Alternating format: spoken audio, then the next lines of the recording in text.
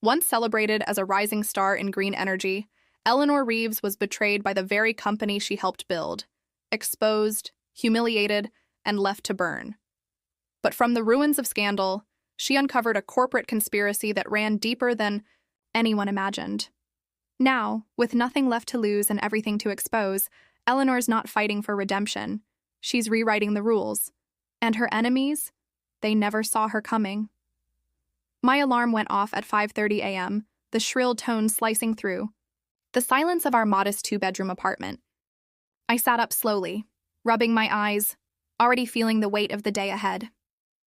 In the bed next to mine, my son Lucas stirred, his small body cocooned in superhero sheets. I watched his chest rise and fall, the only peaceful thing in my world. Another long day, another fake smile. Another meeting with Dennis Porter, where I'd be told why I should be grateful to still have a job at all. I slipped out of bed, careful not to wake Lucas. In the kitchen, I brewed coffee, strong and bitter, just like the corporate environment. I'd spent the last 9 years trying to survive. I checked my email. 15 new messages, 2 from Dennis, 1 marked urgent. Of course. By 7 a.m., I had Lucas dressed and eating cereal. He was telling me about his science fair project, something with vinegar and baking soda, I think, but my mind was already at the office. A $250,000 contract with Westfield was on the brink of collapse, and Dennis had scheduled a 9 a.m. with the client. He hadn't looped me in until 6 a.m. Typical. "Mom, did you hear me?" Lucas asked, a frown tugging at his mouth. "I'm sorry, sweetheart. Just work stuff," I said, reaching over to ruffle his hair. He looked at me carefully. "Do they still make you cry sometimes?" My throat tightened. He had noticed. "Not anymore," I lied. "And I'll be at your science fair next month. Front row. With embarrassing signs." He grinned, and for a moment, the knot in my chest loosened. At 8 a.m., I parked in the underground garage of Martech Corporation, took a deep breath, and stepped out into the sterile echo of concrete and fluorescent lighting. Inside, I swiped my badge past the receptionist, who barely looked at you, and into the 12th floor regional office. The air was heavy with anxiety. Half the cubicles were empty. Cost-cutting measures, they said. Efficiency. Global optimization. But we all knew what it meant. Outsourcing and layoffs. Dennis Porter's door was slightly ajar when I walked by. He called out without looking up. "Reeves, you're late." "It's 8:02. He waved a dismissive hand. "Whatever. Come in." Inside, the room smelled like old coffee and new fear. Dennis sat behind his desk, flanked by Mark Chen from Alder. Technology's on video chat. Dennis gestured for me to sit. "Westfield is on edge," he started. "You're on thin ice with Vernon Chang. This is your mess. Fix it." "I wasn't informed about the product delivery change until after the deadline shifted," I said. "I've already scheduled a one-on-one with Vernon to—" "Not good enough." I clenched my hands in my lap. "Also," Dennis continued, flipping through a folder. "HR's approved the restructuring proposal. Your salary is being adjusted effective next pay cycle." I blinked. "Adjusted? Downward?" 60%. 60%? I repeated, stunned. "You'll retain your current responsibilities. It's a cost-saving necessity. You want me to do the same job or more for 40% of my pay? Or you can leave. Your call." I stood up, my voice trembling but firm. "Thank you for the clarification." By noon, I had submitted my resignation letter. I didn't have another job yet, but I couldn't breathe under the weight of staying. I walked out of the office, my box of personal items light but symbolic. The world didn't end. The sky didn't fall. But I felt like I had jumped off a cliff. At home, Lucas was coloring at the kitchen table. I set down the box, sat beside him, and gently said, "I left my job today." He looked up, eyes wide. "The one you're always working at? The one that makes you cry when you think I'm asleep?" My heart shattered. "Yeah, that one." "Good," he said simply. "I didn't like how they treated you. Out of the mouths of babes." "I got a new job," I told him. "One that pays better, gives me more time with you, and has better insurance for your asthma. Will you come to my science fair?" "Front row," I promised, with embarrassing signs and everything. He grinned and returned to coloring. That night, after Lucas was asleep, my phone rang. A number I didn't recognize. "Is this Eleanor Reeves?" a male voice asked. "Yes." "This is Gerald Martech." My blood ran cold. "The founder and CEO?" "Yes. I understand we have a situation." "Mr. Martech," I said, trying to steady my voice. "Yes, I suppose we do." "Vernon Chang called me. He's concerned about how you were treated. So are Sonia West and Mark Chen. They're reevaluating their vendor relationships." I said nothing. "Are you actively encouraging clients to follow you to Nexus?" "No. I've only informed them that I'm no longer with Martech. They've made their own decisions." Dennis Porter tells a different story. "Dennis Porter offered me a 60% pay cut without reducing responsibilities. He didn't inform me that the position was being eliminated. Then he threatened to sue me for taking another job. Forgive me if I don't put much stock in his version." Silence. "Those changes were not approved by me or the executive committee," Gerald said finally. "And yet, they happened." Another pause. "What would it take to bring you back?" I laughed. "You can't be serious." "I am. Losing Westfield and Alder could cost us over $20 million annually. It would be cheaper to keep you. You're only interested now because it's expensive not to be. Not because it was wrong. Business is business. No, it's not. It's about people. It's about respect. We'll match Nexus's offer, plus a retention bonus. It's not about the money," I said, surprised I meant it. "It's about 9 years of being overlooked. It's about you calling now only because of the financial fallout. I want you to treat the people who are still there better than you treated me. And I want you to stop threatening to sue me." Another long pause. "No lawsuit," he said. "You have my word. I'll visit the regional office next week." 3 days later, I started at Nexus. I had a real office. A real team. Maria and Devin joined within a week. Priya stayed behind, her visa tied to Martech. 2 weeks later, Dennis Porter was pursuing other opportunities. Tracy from HR followed. A month in, Sonia West moved Westfield's contract to Nexus. "The team they sent couldn't find their way out of a paper bag," she said. "And when I complained, they told me I was being unrealistic." Mark Chen followed 2 months later. Then Briarwood, then Tetra Orp. By the 6-month mark, 5 of my top 10 clients had left Martech. Not because I poached them, but because people remember who treated them right. Gerald kept his word, no lawsuit, but there was a quiet restructuring. The outsourcing plans were dropped, salaries adjusted, too little, too late. It's been 3 years. I'm now EVP of Client Success at Nexus. I make more money than I dreamed. I'm home for dinner with Lucas almost every night. I've never missed a science fair. Last month, I saw Vernon Chang at a tech conference. He hugged me. "I should have protected you better," he said. "I thought Martech would keep their promises." "It's business," I replied. "Nothing personal." But that's a lie. It's always personal. Our work, our worth, our lives. They are deeply, intensely personal. Pretending otherwise is how companies treat people like they're disposable. The real revenge wasn't the clients I took. It wasn't Dennis getting fired.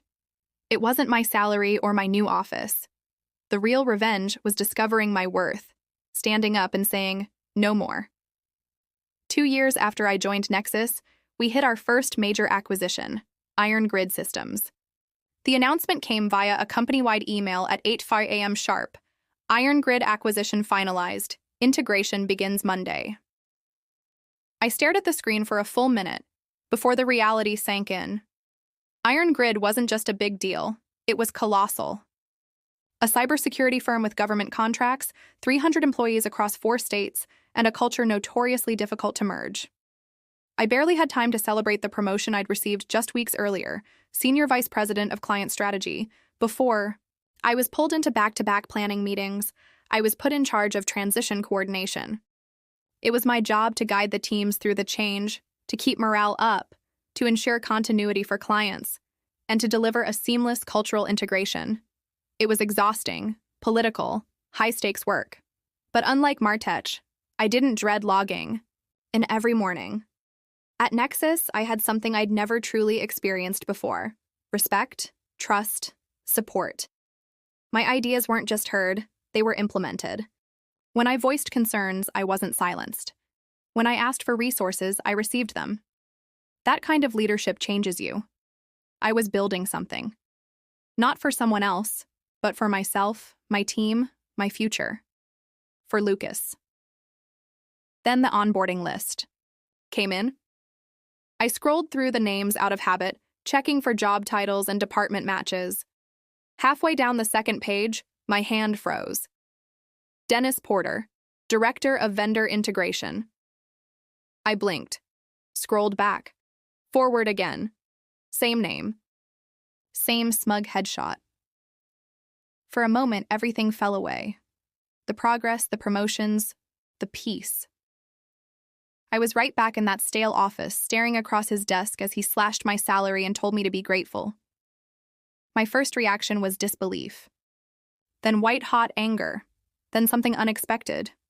Calm. I sat back in my chair and exhaled.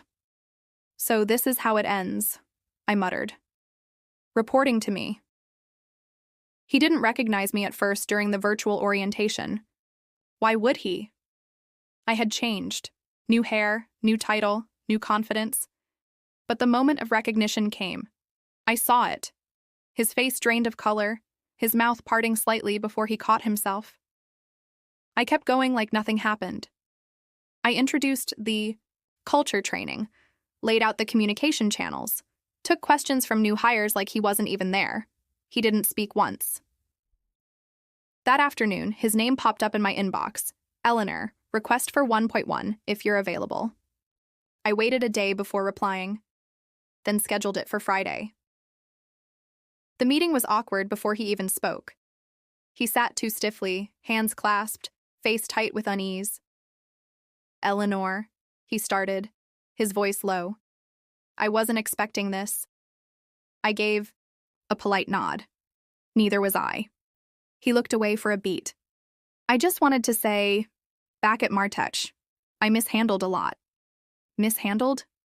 I repeated, letting the word hang in the air. He swallowed. I treated you unfairly. I knew it then. I was trying to protect my job. I didn't realize how much damage I was causing. To you, to the team. Silence again. I studied him. He looked older. Not just in the physical sense, but in the way people do when they've been worn down. His suit was a little too big, his words a little too rehearsed. I appreciate the honesty, I said finally. But let's be clear, I don't need closure. I already made peace with what happened. He nodded quickly. Of course, I understand. You'll be held to the same standards as everyone else. Nothing more, nothing less. He gave a tight smile. Fair enough. That was it. No fireworks, no grand apologies. Just a quiet moment between two people who had both survived something. He tried. I'll give him that. For the first few months, he kept his head down, showed up on time, and stayed late. But something was missing. Maybe it was humility. Maybe it was self-awareness. Or maybe he simply didn't know how to change because he never really wanted to. By year's end, the performance review panel flagged his division for a lack of cohesion and inconsistent delivery metrics. His contract wasn't renewed. No big eye, scene, no drama, just a polite goodbye and a generic LinkedIn update a week later. Redemption doesn't come from words, it comes from change. And Dennis? He hadn't changed, but I had. I had learned that power doesn't come from job titles or corporate perks. It comes from agency over your time, your values, and your voice. I had gone from surviving to leading, from being underestimated to mentoring others, from waiting for someone to recognize my worth to recognizing it myself and walking away when they didn't. We started an internal mentorship program at Nexus that fall. I spearheaded it. Not because HR asked me to, but because I remembered what it felt like to be alone in the system, to doubt myself because someone else saw me as disposable. Every quarter, I take on one mentee. Young women, newcomers, immigrants, single moms, anyone who reminds me of who I was. I teach them how to negotiate, how to say no without guilt, how to document everything, how to walk away from a toxic job and into a better one. One day, one of my mentees asked, "How do you know when it's time to leave?" I smiled. "When staying starts to cost you more than leaving. That's the thing about breaking points. They feel like endings. But if you're lucky and brave, they're beginnings. They don't just shatter you, they forge you." 3 years after the Orion Tech deal, Nexus was no longer just a rising star. We were the standard. Our approach to leadership transparency and equitable growth has earned global attention. I had just returned from a keynote speech at the World Innovation Forum in Berlin, where I stood beside leaders I once read about in magazines. My photo had been on the cover of Forbes Women, headlined, "The Quiet Reformer." Yet on a rainy Thursday morning in May, the past came knocking again. I received an email with the subject, "Confidential, Whistleblower Inquiry." Martekshi almost deleted it, thinking it was spam, but curiosity won. The message was from a senior investigator at the SEC. They were conducting a probe into fraudulent accounting and unethical dismissals during Dennis Porter's final years at Martekshi, based in part on anonymous internal tips. My heart thudded. Attached was a list of interviewees they hoped to speak with. My name was first. I hesitated. I had no bitterness left, only boundaries. I had moved on. But this wasn't about revenge, it was about truth. I agreed. And for the first time in years, I revisited those last few months at Martekshi. Not just the betrayal, but the whispers of budget manipulation I had suspected and never proved. I shared everything I remembered, carefully and without malice. 3 months later, the Wall Street Journal ran a front-page piece. Former Martekshi CEO under federal scrutiny for financial fraud and retaliatory terminations. Dennis Porter was named directly. So was Vernon Chang, as a cooperating witness. I didn't smile when I read it. I didn't need to. The world had a way of balancing itself, eventually. A year passed. One morning, Lucas and I sat at a quiet cafe in Florence. He was 15 now, taller than me, and thinking of becoming an engineer. He was leafing through a sketchbook filled with ideas for an AI-powered clean water system he wanted to build for drought-affected countries. "You've got your vision," I said, watching him sketch with intensity. He shrugged. "I learned from you." I looked at him, truly looked. Not just as my son, but as someone who had watched me rebuild, not from rage, but from integrity. And then, just as I reached for my espresso, my phone buzzed. A message from Maria. "Check the Times. You made history." I opened the article. Nexus. To become first tech firm listed on both NYSE and Tokyo Stock Exchange under dual-led female leadership. Under it was a photo, me, Maria, and Devin. All of us smiling, arms around each other. I stared at the screen, stunned. Not at the success, but at what it stood for. We had built a new kind of legacy. Not one measured in just profits, but in people, in progress, in purpose. That evening, as the sun dipped behind terracotta roofs, Lucas asked me something I never expected. "Mom, would you ever go back? To that moment you almost broke. Would you change anything?" I thought about it for a long time. "No," I said finally, "because breaking isn't the end of something. Sometimes it's how light gets in." He didn't reply, just nodded, and looked out across the golden horizon. And as I watched the next generation begin to dream, I realized this was always the story. Not of revenge, not of loss, but of becoming.